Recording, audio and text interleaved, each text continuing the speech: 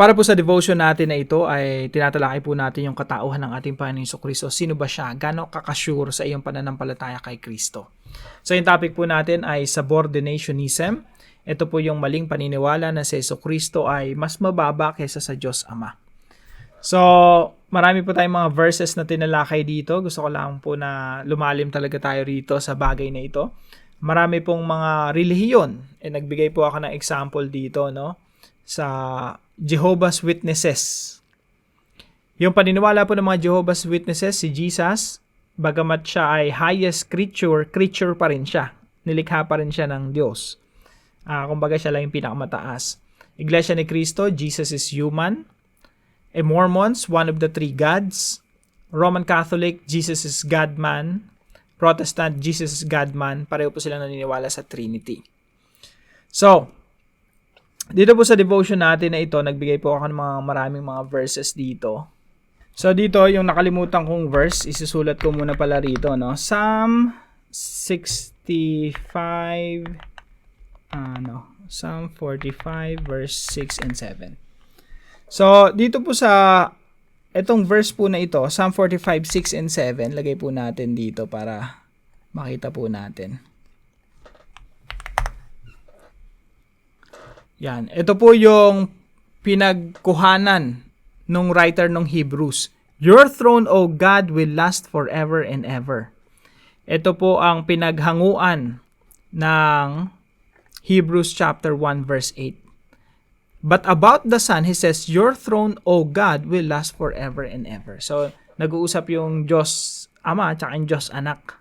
Dito rin po sa Psalm 110, nag-uusap yung Panginoon, ang kausap niya yung isa pang Panginoon. No? So, we believe in the Trinity, Father, Son, and Holy Spirit. At the same time, we believe in one God. Hindi po tayo katulad ng iba na naniniwala sa maraming Diyos. So, dito po sa mga verses na ito, marami po akong nilista po rito. Gusto ko lang i-emphasize yung eto pong ilang mga verses na ito, no, na gusto kong mag-grasp natin. Now, dito po sa Isaiah chapter 6 verse 1 to 3, sabi po rito, si Isaiah nakakita siya ng vision. Sa Old Testament po ito, mga 700 years before the birth of the Lord Jesus Christ, si Prophet Isaiah nakakita siya ng vision. So sabi niya, in the year that King Uzziah died, I saw the Lord, high and exalted, seated on the throne, and the train of his robe filled the temple. Above him were seraphim, each with 6 wings. With 2 wings they covered their faces, with 2 they covered their feet, and with 2 they were flying. And they were calling to one another, Holy, holy is the Lord Almighty, the whole earth is full of His glory. So nakita niya si God, si Yahweh, Lord, high and exalted, seated on the throne. Nakaupo dun sa kanyang trono. Tapos merong mga seraphims, lumilipad, nakatakip yung muka, nakatakip yung paa, tapos kumakanta sila ng Holy, holy is the Lord God Almighty. So, yung vision ni Isaiah na yun, talagang sobrang glorious. Now, something interesting dito sa verse na ito, nung kinote ito sa New Testament, sabi sa John chapter 12 verse 41, Isaiah said this because he saw Jesus' glory and spoke about him. So yung nakita pala ni Isaiah ay yung kaluwalhatian ni Kristo, ni Jesus. So si Jesus po, totoong Diyos na nagkatawang tao. Hindi po siya pinanganak lang na tao na katulad natin. Sino po yung nagsabi niyan? Si Isaiah na pinatotohanan ni Apostol Juan.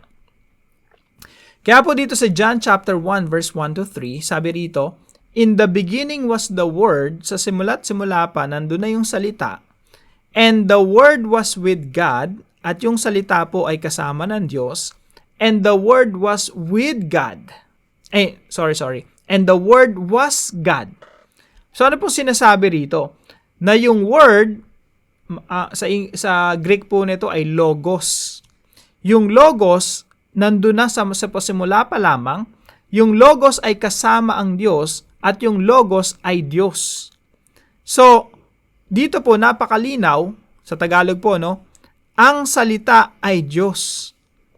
Ibig sabihin, si God, kasama niya na yung salita long time ago. Ang tanong, sino yung salita na yun? Si Apostol Juan, ipinaliwanag niya kung sino yung salita sa verse 14. At naging tao ang salita.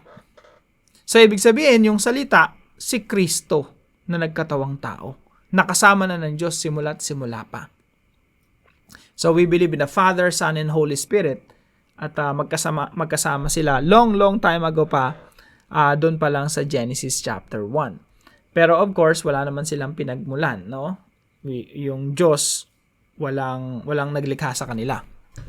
Walang naglikha sa Diyos, no, to be precise, because we believe in one God. That God revealed Himself in 3 persons.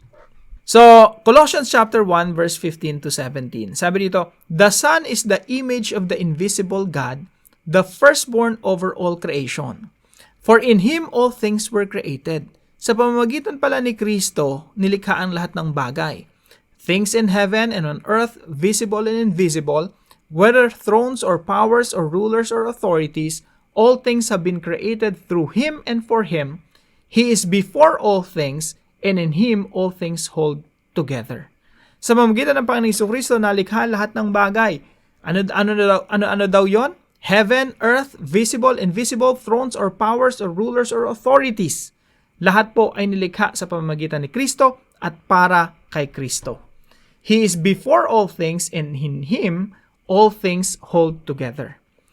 So, sa Tagalog po, siya mismo ay una sa lahat ng mga bagay at ang lahat ng mga bagay ay nahahawakang sama-sama sa Kanya. Ibig sabihin, all things are being sustained through Jesus Christ. Kung gusto ni Lord na mawala lahat ng bagay, in just one snap, mawawala lahat ng bagay. Pero right now, naririyan ang lahat because they are being sustained through Jesus Christ. Sabi po rito sa Hebrews chapter 1 verse 1 to 3, "In the past, God spoke to our ancestors through the prophets at many times and in various ways, but in these last days, He has spoken to us by His Son." So dati nangungusap ang Diyos sa pamamagitan ng mga propeta sa maraming kaparaanan, pero sabi ng writer ng Hebrews, but in these last days, He has spoken to us by His Son. Nangungusap naman siya sa pamamagitan ng kanyang anak. And verse 3 sabi rito, "The Son is the radiance of God's glory and the exact representation of His being, sustaining all things by His powerful word." Sa Tagalog po, siya ang kaningningan ng kaluwalhatian ng Diyos at tunay na larawan ng kanyang likas, at kanyang inalalayan ang lahat ng bagay sa pamamagitan ng kapangyarihan ng kanyang salita. Sa ibang translation po, kung sino ang Diyos, ganun din si Kristo. And marami pang mga verses, of course. Sabi ni Jesus Christ, "He who has seen me has seen the Father." May mga verses pa kung hindi natalakay dito, kagaya nitong Philippians chapter 2. Siguro dito na tayo magtapos, no? Philippians chapter 2, verse 5 to 11. Sabi po rito ni Apostol Pablo, "Magkaroon kayo sa inyo ng ganitong pag-iisip na kay Kristo Jesus din naman, na siya bagamat nasa anyo ng Diyos, who being in very nature God." So Jesus in very nature is God. "Ay hindi niya itinuring na isang bagay na dapat panghawakan at ang pagiging kapantay ng Diyos." That's why we believe that Jesus Christ is co-equal with the Father. Homoousios. Siya ay kapantay ng Diyos. Pero ang ginawa niya, hinubaran niya ang kanyang sarili at kinuha ang anyong alipin at naging katulad ng tao, at palibasa ay nagtagpuan sa anyo ng tao, siya ay nagpakababa sa kanyang sarili at naging masunurin hanggang sa kamatayan, maging sa kamatayan man sa krus. So yung second person of the Trinity, God, became man. God-man. Kaya naniniwala tayo na si Jesus ay fully God and fully man. Hindi po natin sinasakripisyo yung isang katangian ng Panginoong Hesukristo. Sabi ng iba, He is just a human being. Sabi ng iba, He is God. Tayo naniniwala tayo na He is God-man, the second person of the Trinity. So I hope marami po kayo natutunan dito sa mga tinalakay po natin, no? Mabilisan lang pero pang Parang isang semester yata ito sa seminary. Pero I hope marami po kayo natutunan, no? At patuloy niyo pong aralin yan. At mas tumibay tayo sa pananampalataya natin na hindi tayo nagkakamali, no? Yung pananampalataya natin ay biblical. Nakasaad talaga sa Biblia. At kung anong paniniwala ng mga apostol, ay yun ang paniniwala natin. Ang mahirap kasi, yung paniniwala ng mga apostol, iba pala sa paniniwala natin. Tayo pala yung mali. Of course, yung mga apostol, tama. Kasi mga apostol sila eh. Sila yung mga kausap ni Jesus eh.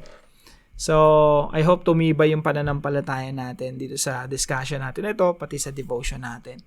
So, magkita-kita po tayo bukas, alas 5 ng umaga dito sa ating daily devotions. God bless you po.